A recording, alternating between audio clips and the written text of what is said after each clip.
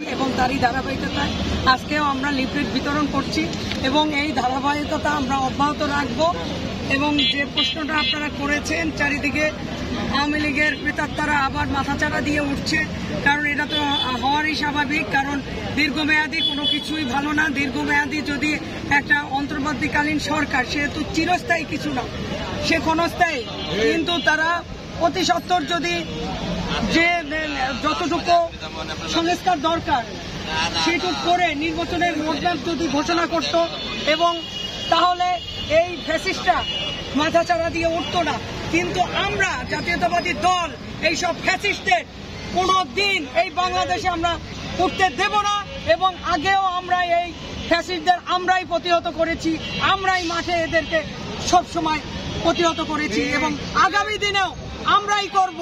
এবং এই বাংলাদেশের সংস্কার আমরাই করব, ইনশাআল্লাহ। বিএনপি করবে, আমাদের ভারপ্রাপ্ত চেয়ারম্যান তারেক রহমান করবে, আমাদের দেশনেত্রী বেগম খালেদা জিয়া 6 তারিখে আসছেন আমাদের বাংলাদেশে, এবং আমরা সবাই দেশনেত্রী আসছেন সেই খুশিতে সবাই কিন্তু আত্মহারা, এবং আমরা সবাই তার অপেক্ষা করছি এবং বাংলাদেশের মানুষও অপেক্ষা করছে।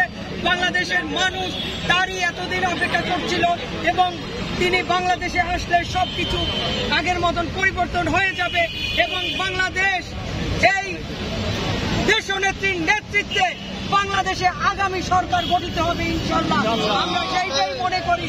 এবং আরো একবার বলতে চাই, যারা চিন্তা করছে এই যে ফ্যাসিস্টরা, এই যে আওয়ামী লীগের ছাত্রলীগের প্রেতাত্মারা আবার যে মাথা দিয়ে চারা দিয়ে উঠছে, তাদের হুঁশিয়ার, সাবধান। আমরা মহানগর বিএনপি এবং অঙ্গ সংগঠন সহ এদেরকে আগামী দিনে এই রাজপথেই প্রতিহত করবে।